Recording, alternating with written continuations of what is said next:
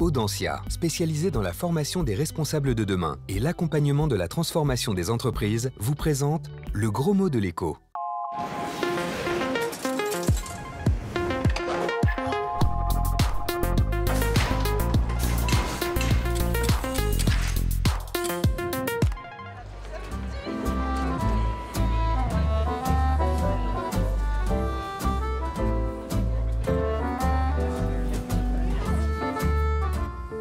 Bonjour et bienvenue dans le gros mot de l'écho. La célèbre place du Tertre à Paris a-t-elle renoué avec le monde d'avant? 2 ans après la déferlante Covid, les touristes étrangers et les portraitistes sont de retour à Montmartre. 2022 marque la reprise des voyages internationaux. Ils ont triplé en 1 an, mais il faudra attendre 2024 pour retrouver le niveau d'avant-pandémie, l'époque où le tourisme mondial représentait 10% du PIB et 10% des emplois. Depuis, la pandémie et l'urgence climatique sont passées par là, au point qu'on parle de tourisme alternatif. Alors, phénomène marketing ou vraie tendance de fond? Nous vous avons posé la question.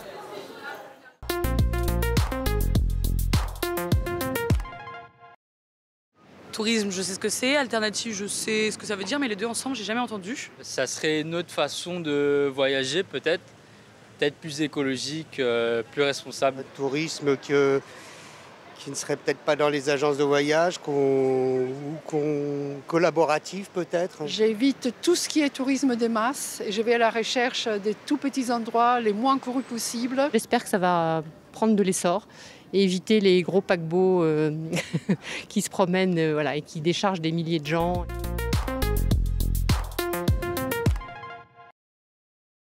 Bonjour Laurence Graillot. Bonjour. Vous êtes enseignante-chercheur en marketing à l'Université de Bourgogne. Première question, c'est quoi le tourisme alternatif? Eh bien, le tourisme alternatif, c'est une forme de tourisme qui réunit des offres qui ne font pas partie du tourisme de masse, sachant que le tourisme de masse va fabriquer des produits en masse afin de réduire les coûts, réduire les prix, pour vendre des volumes importants de produits. Alors, est-ce qu'il y a des caractéristiques? On va moins loin, on va moins vite, comment ça se passe? Alors, il y a quelques caractéristiques. Il y a notamment pour ce tourisme alternatif un caractère durable, c'est-à-dire qu'on va avoir des démarches pour essayer de réduire les impacts sur l'environnement, les impacts sociaux du tourisme. On va essayer de répartir dans le temps les flux touristiques et donc on va jouer sur le hors-saison et la basse saison plutôt que la pleine saison. Et puis on peut aussi essayer de jouer sur la répartition géographique des flux touristiques. Il faut en effet savoir que les études de l'OMT, donc l'Organisation mondiale du tourisme, montrent qu'en 2019, 95% des touristes se répartissent sur 5% des terres émergées. Ça donne une idée de la concentration des flux touristiques. Il y a d'autres différences avec le tourisme de masse ? Alors, autre caractéristique de ce tourisme alternatif, c'est le caractère responsable. C'est-à-dire qu'il va y avoir une génération de revenus et ces revenus doivent être répartis équitablement entre les populations locales, les acteurs locaux. Donc on va dire, pour résumer, que le tourisme alternatif, c'est un tourisme plus vert, plus solidaire, plus durable, plus diffus. Alors est-ce que ça veut dire que c'est la fin du tourisme de masse ? Je ne pense pas, parce que ce tourisme permet à des territoires de vivre, parce que ça génère des revenus, ça génère des emplois.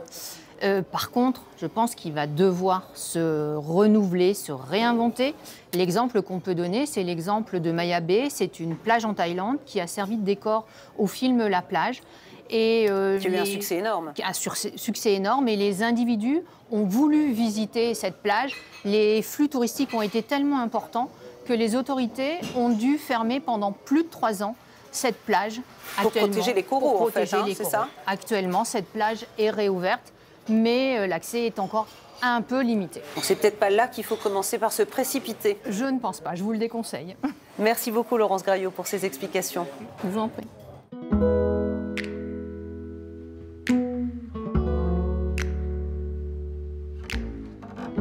Une chose est claire, la pandémie a porté un coup au tourisme de masse. Le virus a stoppé une croissance quasi ininterrompue depuis 40 ans. Sans compter la prise de conscience écologique, en 2018, avant les confinements, le tourisme représentait 8% des émissions mondiales de gaz à effet de serre, 16% pour la France, et les 3/4 de ces émissions étaient liées au transport.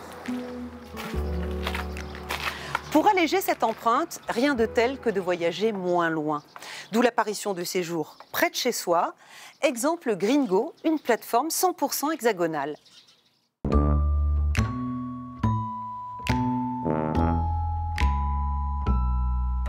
Le dépaysement à 250 km de chez eux. Véronique et Michael ont choisi les bords de Loire pour appuyer sur pause. Au programme, la visite des célèbres châteaux à vélo, mais pas question d'exploit sportif pour ce couple en quête de lenteur. Quand les visites sont trop loin, on n'y va pas à vélo, mais quand c'est possible, de poser la voiture le plus possible et puis d'y aller en vélo, de pas prendre le temps. Puis même au village, a priori, il y a 1 ou 2 restaurants. Enfin, si on peut prendre le vélo pour y aller, ou à pied. Les vélos, Véronique et Michael les ont empruntés aux Salamandres, le gîte qu'ils ont sélectionné sur Gringo. Cette plateforme alternative joue la carte du verre, de la proximité et de la convivialité. Montlivaud, Chambord. Donc l'itinéraire que je vous conseille, c'est de prendre celui-là.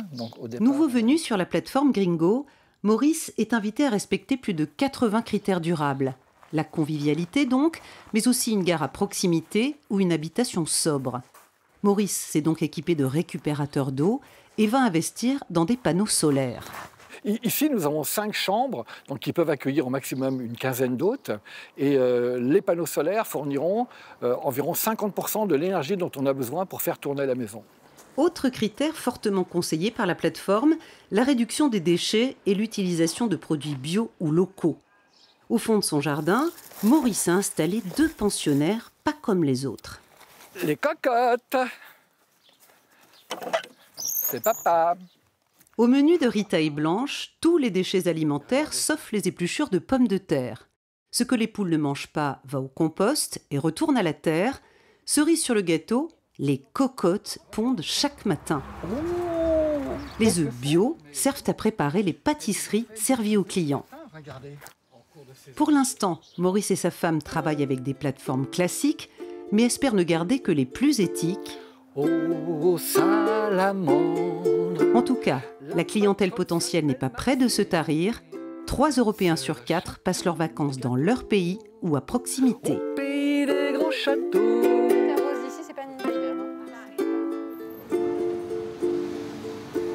Voyager à l'intérieur ou près de ses frontières n'est pas propre aux Européens. Asiatiques, Américains, Africains font la même chose.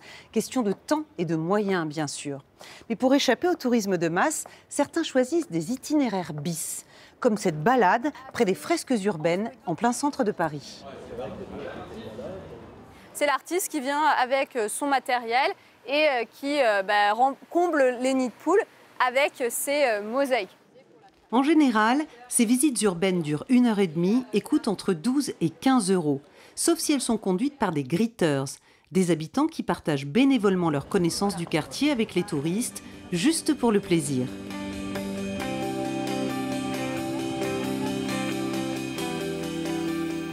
Car l'absence d'argent est la forme la plus aboutie du tourisme alternatif. Exemple le WWOOFing pour Worldwide Opportunities on Organic Farms. Aux 4 coins du monde, des fermes biologiques accueillent des voyageurs qui travaillent en échange du gîte et du couvert. C'est le cas ici, à la ferme des Gachetières, en bord de Loire.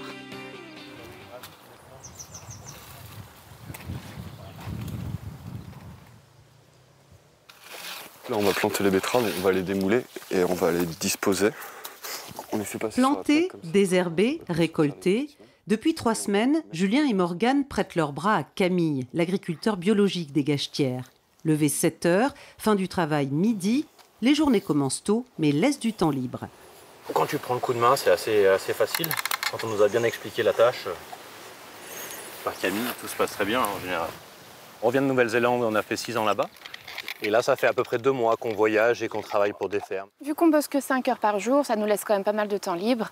Ici, on a les forêts autour, on peut aller chercher des champignons, on peut faire du vélo, il y a les douves, on peut pêcher, enfin il y a tellement de choses à faire. Donc c'est ça aussi qui est intéressant, pouvoir bouger d'une région à une autre, de visiter, de faire un peu du tourisme en même temps, et puis de découvrir. Avant de tenter l'aventure woofing, Julien a travaillé pendant 18 ans dans l'hôtellerie de luxe. Morgane, elle, est infirmière. Aujourd'hui, le couple réfléchit à créer une maison d'hôtes avec jardin bio. Le woofing est l'occasion d'apprendre. Camille aussi y trouve son compte. Le plus avec les woofers, c'est que du coup, ils voyagent dans toute la France et ils apportent des connaissances d'autres fermes qu'ils ont visitées avant d'arriver chez moi. Et c'est super intéressant justement cet échange avec les woofers. Reste à organiser les chantiers en fonction des dates de séjour des woofers. Jean-Pierre Pigagnol, le propriétaire des Gachetières, le reconnaît.